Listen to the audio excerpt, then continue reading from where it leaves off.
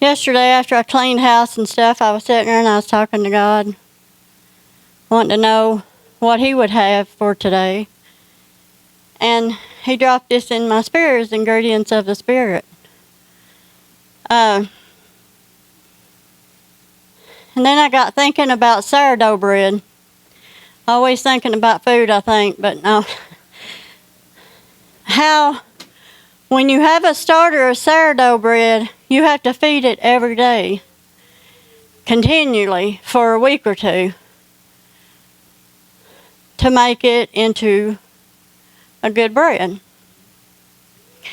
Then I got to thinking, it's like us.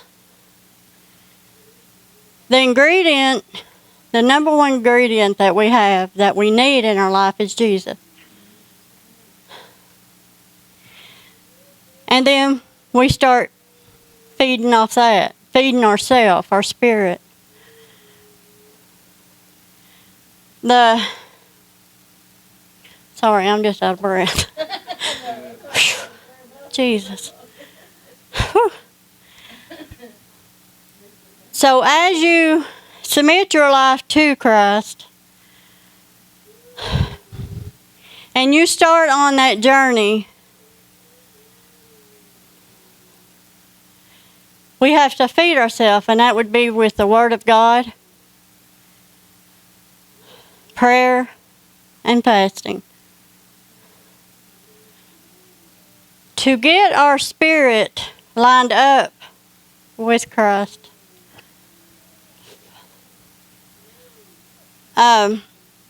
In Matthew 22, verse 37, it says, Jesus said unto him, Thou shalt love the Lord thy God with all thy heart, and with all thy soul, and with all thy mind. This is the first and great commandment, and the second is like unto it. Thou shalt love thy neighbor as thyself. So we've got to love God, love people. That's the next step. The first one was submit your total self to Christ. Know that God had sent His Son to die for us, that we could have everlasting life. The second one is love God and love people. I know there's people out in this world that is hard to love, but always remember it's not them. It's the spirit that they pack. But we still have to submit ourselves to love them and love God. This is the Father's will for us. You always say you want to do the Father's will. This is the will of Father. He wants us to be home with Him. And He give us these commandments for us to follow. If we can follow these two, then the rest of them should be simple. Because it seems like the first two, well, you could love God, but loving people that's hard to deal with is kind of hard. But if you let Jesus come inside you, He will do it for you. You just got to follow Him and do as He would want us to do. So we keep feeding our spirit with the good ingredients. The fruit of the Spirit, we need them too, the same. We need to follow have the fruit of the Spirit. Now, they was talking about this morning, it seems like every time I preach, they're talking about what, but that's good confirmation to me that I was listening. But if you start putting in wrong ingredients, and these are in 2 Timothy 3,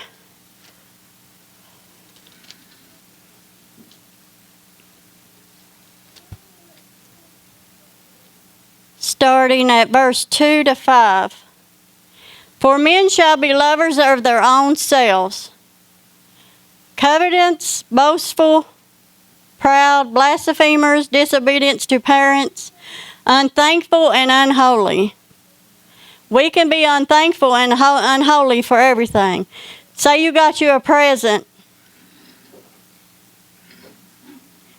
and that's not what you wanted.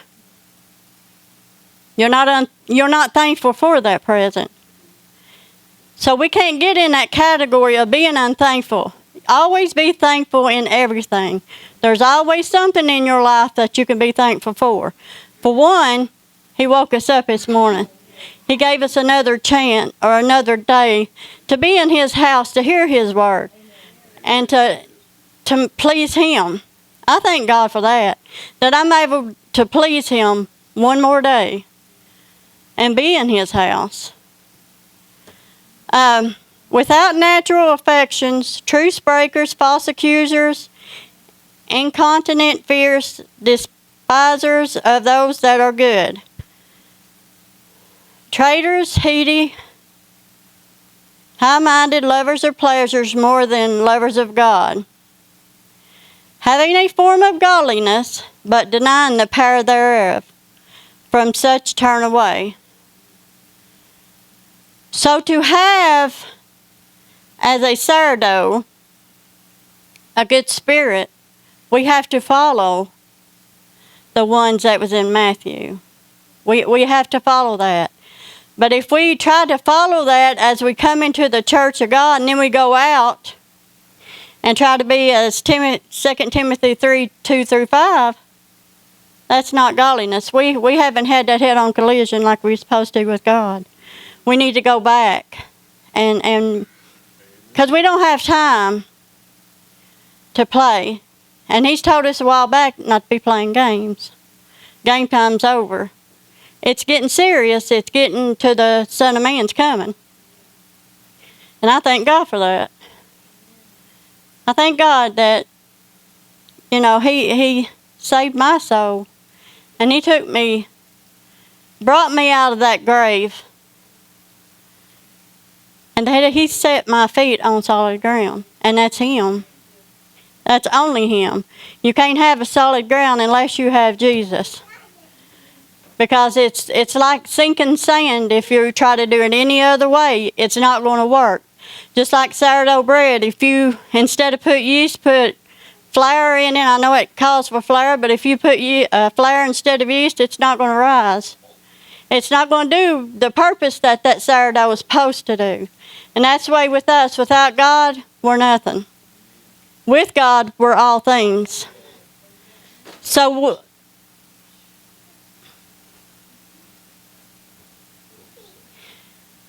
today, if you think that you have to change, you have to stop things, you have to do this, you have to do that before you come to God, you don't. He does the changing. As soon as you bow your knees and you ask Him for forgiveness to come into your life, He'll change everything that you think that you have to change. We don't have to change nothing. Don't have to change nothing. It ain't like going to a job. It's not that. We don't have to work. He's done it all for us. All we have to do is submit and believe that God sent His Son to die for us. And that we could have everlasting life. And we can if you choose. We can have that everlasting life. But we have to get up every day determined that that's what we're going to choose. It's an everyday decision. One day you can't get up and say, well, I'm not going to do it today. I'll do it tomorrow. We can't do that. We have every day. It's discipline. It's very disciplined that you have to get up every day and you say, today is the day the Lord has made. I will rejoice in it. And I choose to follow Him. Yes, it's hard sometimes whenever you have people that wants to come against you and stuff. It's hard. But you say, God, Thy will help me get through this, and He'll help you. He will help you, because I know He'll help you. All you do is call Jesus, and He's right there with you. He's right there to take care of anything that you face. Anything that your flesh is wanting, you call on Jesus and He'll come to you, and He will take care of whatever that need is, or whatever that desire is. He'll take it. He will take it from you, and you don't have to worry about anything else, because He's there. He's wanting to help you. He loves you. He loves you so much. And He's wanting you to come. He's been wanting you to come. He wants you to lay it down. Let Him take care of it. Because you on your own, it's not getting nowhere. It's not going nowhere. It's still there. But He wants to take it from you. He wants to give you happiness, joy, contentment, peace, and all your heart's desire. He's wanting to give it to you. But it's your choice. We all have a choice, whether we want to or if we don't. I hope you choose Him today. Because He loves you. He's got His arms stretched out. He loves you so much. And you think that He don't, but He does. He loves you so much. If you could only see in the Spirit, if you could see in the Spirit, that would change you. And we look through the Spirit. When we look at people, we're supposed to look through the Spirit, not at them. So if you find yourself in a place that you don't want to be, if you find yourself just needing a little extra, if you're finding yourself that you need love, people out here can't give it to you. Yeah, they can try. They can try to love you, but not the love that you need. 'Cause I know that for a fact. I searched. I'll say me. I searched and searched from the time I was little until I gave my heart to God. Nothing ever pleased me until I hit my knees. And I never knew that it could be what it was. Because people would talk and people would talk. I didn't believe them until I experienced it myself. And for 20-some years, I know I've walked away a few times. But I always come back because I know where I need to be. That's where my heart longs, is with Him.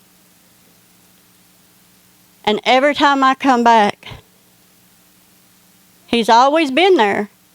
He ain't never left me. I've always left Him. I've always jumped out of His hand.